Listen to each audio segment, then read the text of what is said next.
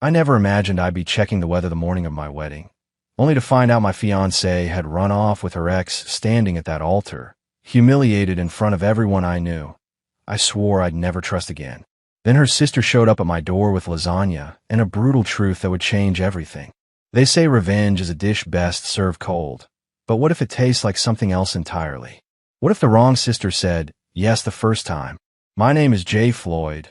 I'm 34 years old, and until 6 months ago, I was a construction project manager for one of Denver's largest development firms. I spent my days building skyscrapers and planning my future with the woman I believed was my soulmate. Now I spend them wondering how I could have been so wrong about everything. The church was perfect that day. Light streamed through stained glass windows, casting colorful shadows across rows of white wooden pews filled with friends and family. My best friend Mark stood beside me at the altar, occasionally patting my shoulder and making jokes about how I was finally being domesticated. I barely heard him. All I could think about was Amber walking down that aisle toward me. 2 o'clock came, then 2:15. The string quartet had cycled through their repertoire twice. The whispers started around 2:20. By 2:30, my mother was squeezing my father's hand so tight his knuckles had turned white. Amber's parents kept checking their phones, confusion and embarrassment fighting for dominance on their faces. "I'm sure she's just having dress issues," Mark whispered, but the confidence in his voice was fading. At 2:35, my phone buzzed in my pocket. Every head in the church turned toward me as I pulled it out, hoping against hope. The text message was 3 lines. "I can't go through with this. I'm so sorry. Please don't try to find me." I read it twice, certain I'd misunderstood.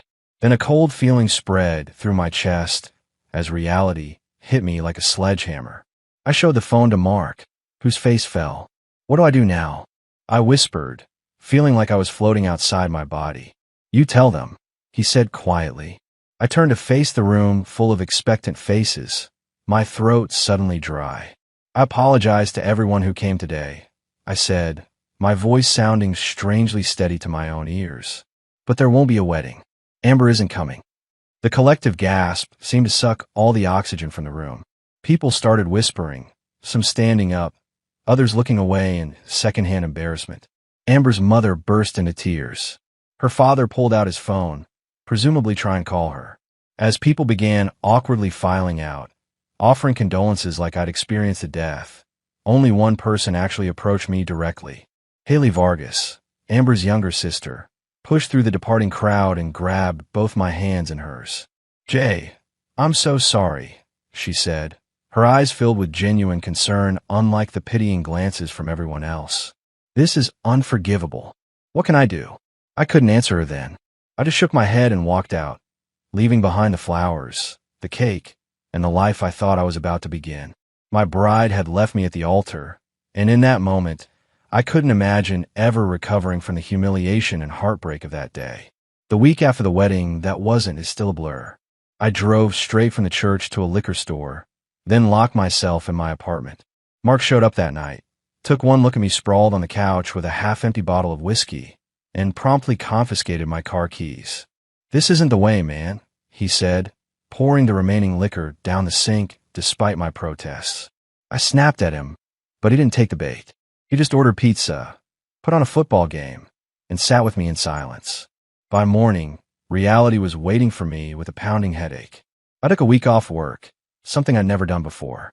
When I returned, I threw myself into the job with a vengeance, arriving earliest and leaving last. I lost 15 pounds that first month.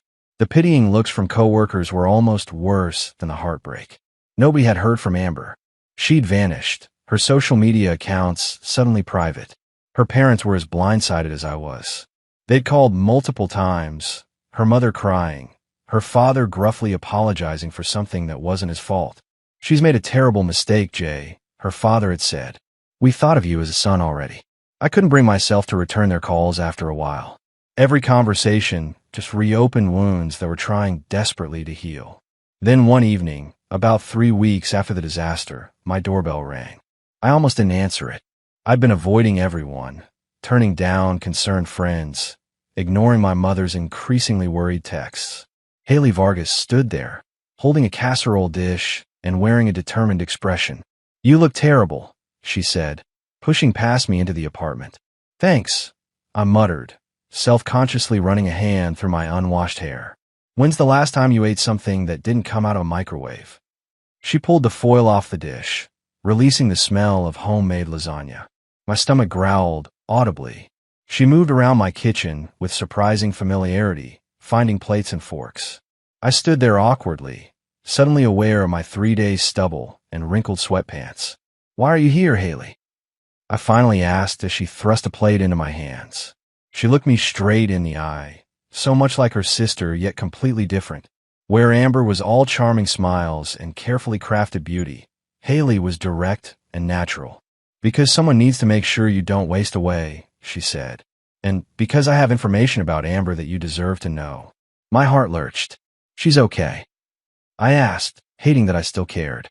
Haley's expression hardened. She's fine. But what she did to you?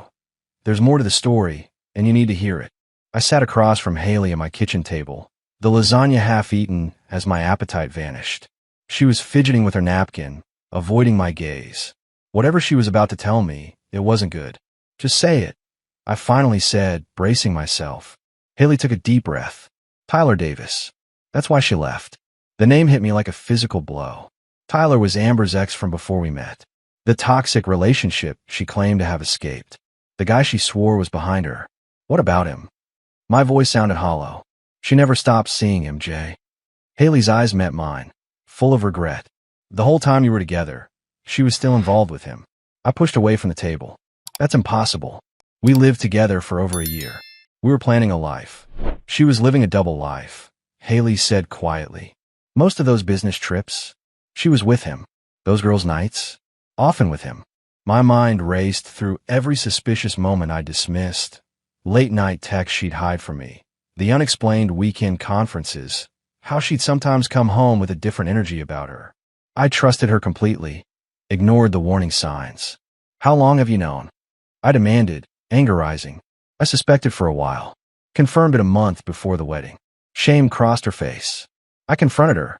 Told her she needed to come clean or call it off. She promised she would end things with Tyler. I laughed bitterly. Well, she certainly ended things with someone. I never thought she'd wait until the actual wedding day. Haley said, her voice breaking. I'm so sorry, Jay. I should have told you sooner. I slammed my fist against the counter, making us both jump. Damn right you should have. Do you have any idea what it's like standing there like an idiot while everyone looks at you with pity? Haley flinched but held her ground. You're right to be angry. I deserve it. My anger deflated as quickly as it had risen. It wasn't Haley's fault. She wasn't responsible for her sister's actions. Where is she now?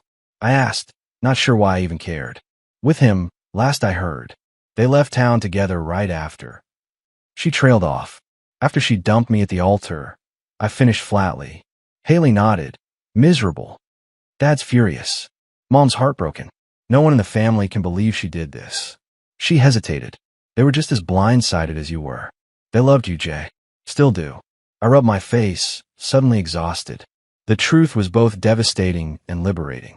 At least now I knew it wasn't something I'd done or failed to do. Amber had been living a lie our entire relationship. Why are you telling me this? I asked. Why come here? Haley looked at me steadily. Because you deserve the truth. And because I couldn't stand seeing you blame yourself when she's the one who betrayed everything. I studied her, seeing sincerity in her eyes that I'd always thought I saw in Amber's. How had I been so wrong about one sister and never noticed the character of the other? Thank you, I said finally, for the truth. And the lasagna. A small smile touched her lips. It's the least I could do. No, I said, realizing something important. The least would have been nothing, like everyone else did. After the night Haley revealed the truth about Amber, something changed between us. She started stopping by regularly, usually with food, claiming she was in the neighborhood, or had made too much pasta.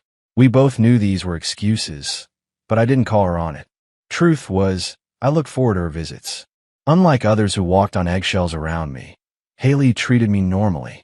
She didn't offer platitudes or try to set me up with her friends. She just provided company when the silence in my apartment grew too loud. You need to get a hobby, she announced one evening, surveying my Spartan living room. Something besides working yourself into the ground. What do you suggest? Knitting? Stamp collecting. I roll my eyes. How about rock climbing? She pulled out her phone, showing me a local gym. I go twice a week. It's great for getting out frustration. That's how I found myself the next day, strapped into a harness, staring up at a wall that seemed impossibly high. You sure about this? I asked as Haley expertly checked my equipment. Scare, Floyd. She grinned, challenging me. I'd always been competitive. Lead the way, Vargas. To my surprise, I loved it.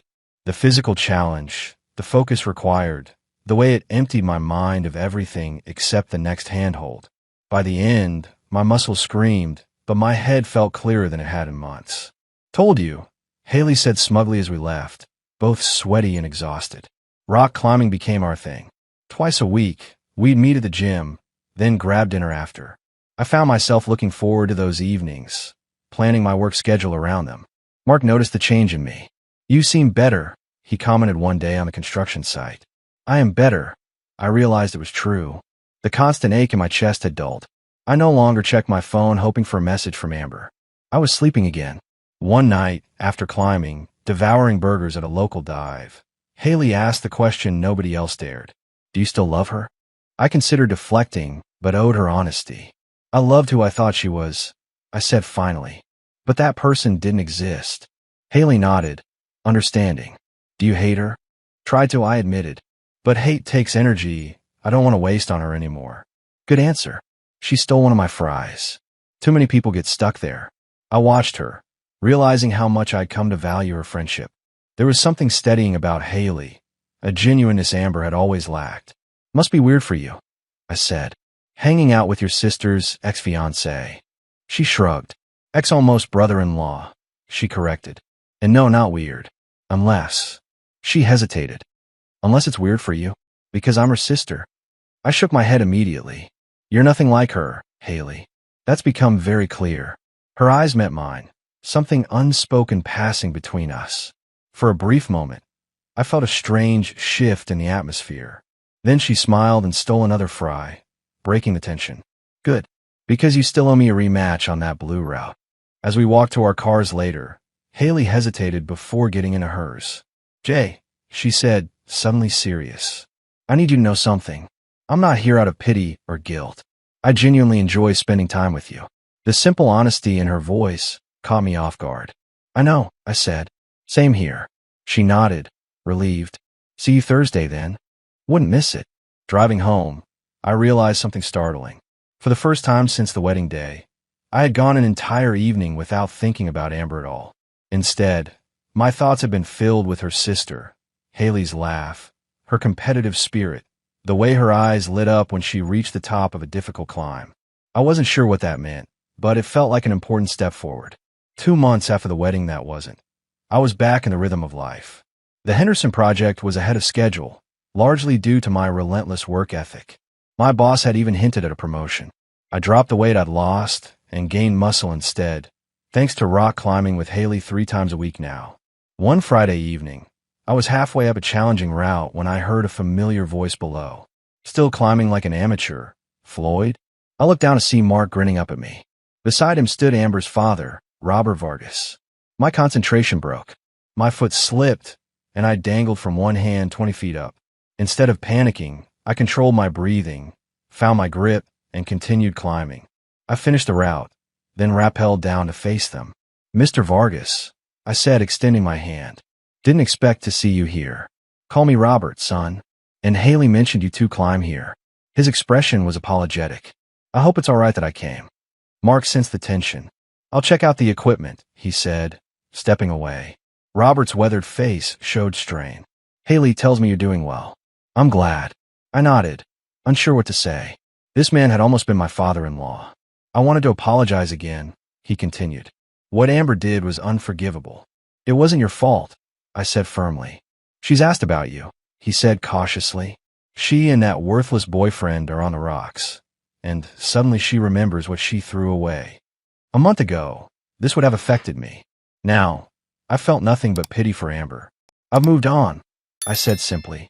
Robert nodded approvingly. Good man. I told her as much. He hesitated. I also told her you've been spending time with Haley. That caught me off guard. We're friends, I said quickly. Are you? His eyes were knowing. Because my younger daughter lights up when she talks about you. And that's something I never saw with Amber. Before I could respond, Haley appeared, surprised to see her father. After he left, she fixed me with a suspicious look. What did he say to you? Nothing important, I lied. Ready to climb. Later that night, after dinner at our usual place, we walked to our cars in comfortable silence. Something had shifted between us, Robert's words echoing in my mind. Haley, I said suddenly, why do you really spend time with me? She stopped walking. What do you mean? Is it guilt? Pity? Obligation? Her face flushed. None of those things. Then what? She took a deep breath. I've always had feelings for you, Jay. Even when you were with Amber. The confession hung in the silence between us. I should have been shocked, but somehow I wasn't. You must think I'm horrible, she continued quickly. Harboring feelings for my sister's fiancé. But I never acted on them. I respected your relationship. Then after what she did, she shook her head. I just wanted to be there for you. The feelings were secondary. I stepped closer to her. Why tell me now? Because I can't pretend anymore. And if that means we can't be friends. I cut her off. What if I don't want to be friends? Her face fell. I understand. What if I want more? I said quietly. Her eyes widened. Jay, don't say that unless you mean it. Not out of loneliness, or... I mean it, I said firmly. I've never been more certain. In that moment, standing in a dimly lit parking lot, I realized I'd been falling for Haley Vargas since the day she showed up at my door with lasagna and the truth. Taking that first step with Haley changed everything. We decided to take things slow, but there was no denying the chemistry between us. For the first few weeks, we kept our relationship private, still meeting for rock climbing and dinner, but now with a different energy between us. I was at the construction site one morning, reviewing blueprints with my team, when my phone buzzed with a text from Mark. Heads up, Amber's back in town. My stomach tightened, but not with longing, with dread. I'd moved forward and didn't want to step back into that mess. Later that afternoon, I was inspecting steel beams on the 14th floor when a site worker called up to me. Floyd, someone here to see you. I looked down and saw her, Amber, standing at the edge of the construction zone in designer heels, completely impractical for a job site. Even from this height, I could see heads turning. Amber always had that effect. I could have sent word I was busy. Instead, I secured my harness and rappelled down the side of the building, drawing admiring whistles from my crew. I unhooked my safety gear and walked toward her, aware of the muscle and confidence I'd gained in the months since she'd last seen me. Nice entrance, she said, attempting a smile. What do you want, Amber? No greeting, no warmth. Her smile faltered. Could we go somewhere and talk? Privately. I crossed my arms. Whatever you have to say, you can say here. She glanced uncomfortably at the workers, pretending not to listen. Jay, please. I made a horrible mistake. Tyler was... He was nothing like I remembered. Nothing like you. So he dumped you. I stated flatly. Her face flushed. It wasn't like that. I realized what I threw away. What we had was real. No, I said firmly. It wasn't. You were living a lie our entire relationship.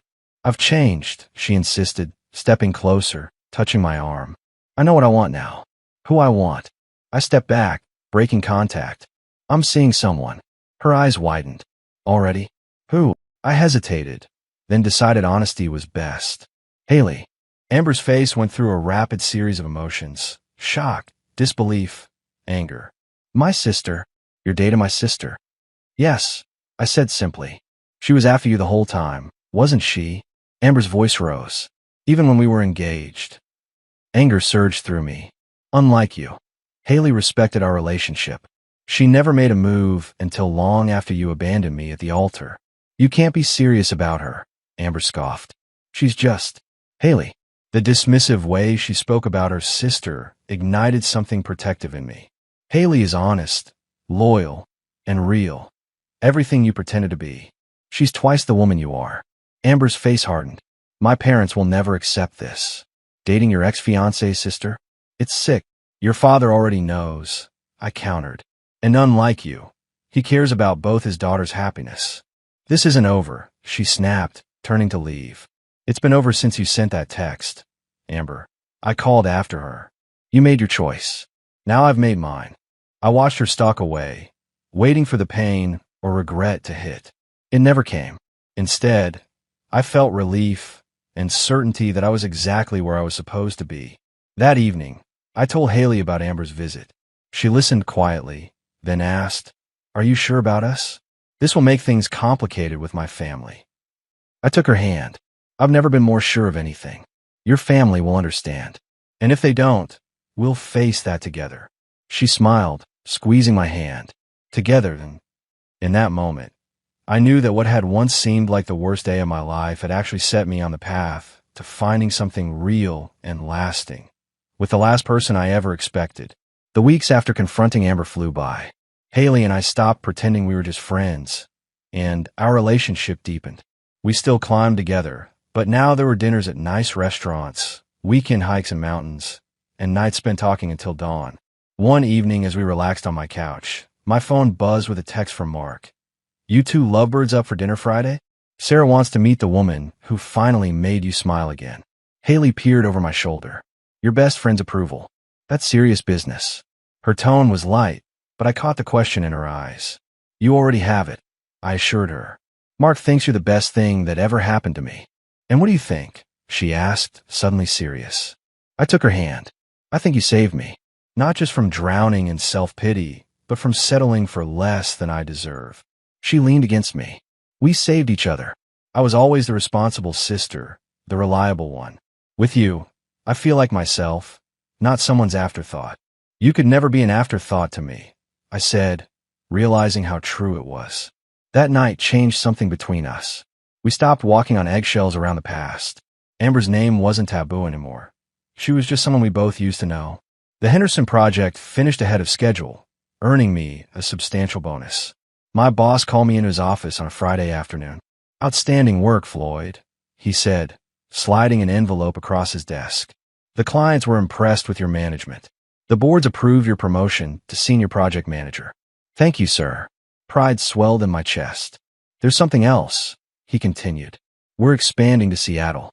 Need someone to head up operations there. Better pay, more responsibility.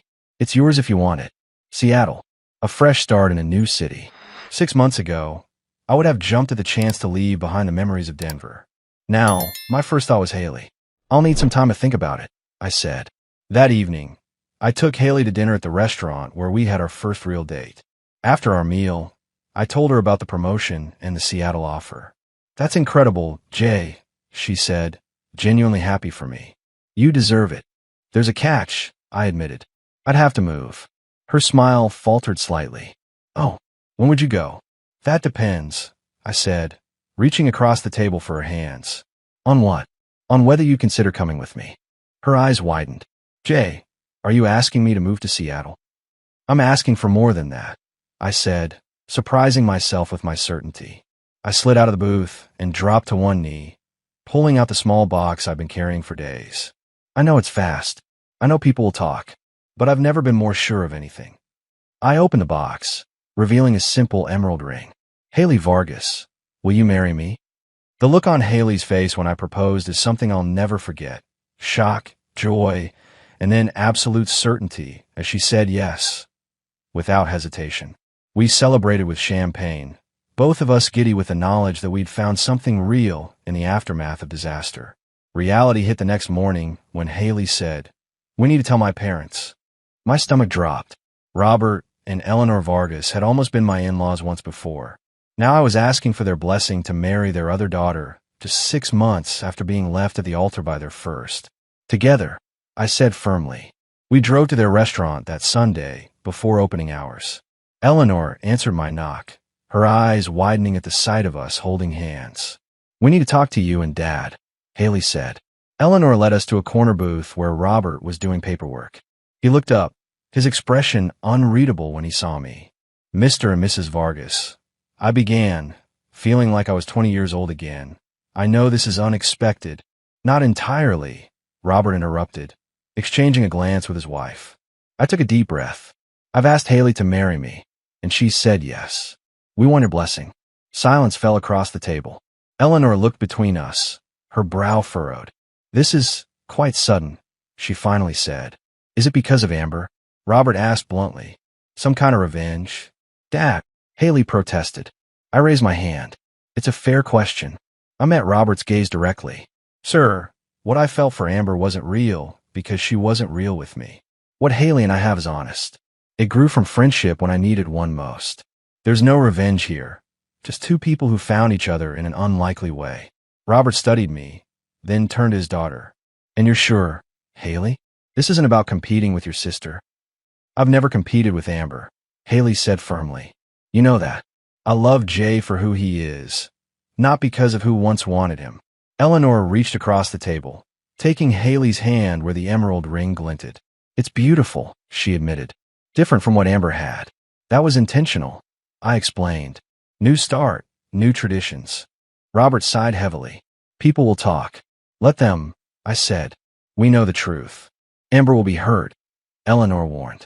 Amber gave up her right to have opinions about my life when she left me at the altar, I stated, more firmly than I intended. To my surprise, Robert chuckled. Can't argue with that. He looked at his wife, some silent communication passing between them. Then he extended his hand to me. You're a good man, Jay. You always were. If my daughter loves you, and you love her, you have our blessing. Eleanor's approval came more slowly, but by the time we left, she had hugged us both and was already discussing potential wedding dates. In the car, Haley released a breath. That went better than I expected. Your father's a reasonable man, I said. He can see we're happy. She squeezed my hand. So, Seattle? If you want. Or we can stay.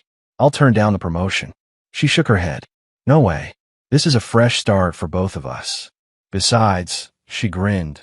I've always wanted to live somewhere it rains more than it snows. As we drove home, I marveled at how life had circled back around. 6 months ago, I thought my world had ended when I stood alone at the altar. Now I was planning a new life, a new home, and a new beginning with a woman who had been there all along. The weeks after our engagement passed in a whirlwind of preparations, accepting the Seattle position, house hunting online, and planning a small wedding ceremony before our move. We wanted something simple, just family and close friends, the opposite of the lavish event Amber had planned. 2 months isn't much time, Haley mused as we toured a small chapel. But I don't want to wait. Neither do I agreed, pulling her close. I've wasted enough time already. We'd settled on a June wedding, just before our July move to Seattle. Everything was falling into place, until Amber showed up at my apartment unannounced one evening when Haley was out with her mother looking at dresses. We need to talk, she said, pushing past me into the living room. She stopped short at the sight of moving boxes stacked against the wall. Going somewhere? She asked, her voice brittle. Seattle, I replied simply. New job. She absorbed this, then noticed the framed photo of Haley and me on the side table. Her face hardened. So it's true. You're really marrying my sister. Yes, I said, offering no explanation or apology. You can't possibly love her, Amber insisted. This is about getting back at me. I almost laughed. Not everything is about you, Amber. Hasn't been for months. What about what she did to me? She demanded.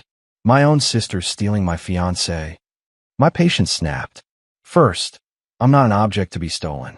Second, you gave up any claim when you ran off with Tyler. And third, Haley didn't steal anything. She was honest and supportive when I needed it most. We had history, Jay, she said, her voice softening as she stepped closer. Years together. Are you really going to throw that away? You threw it away, I reminded her, on our wedding day, with a text message. She flinched. I made a mistake.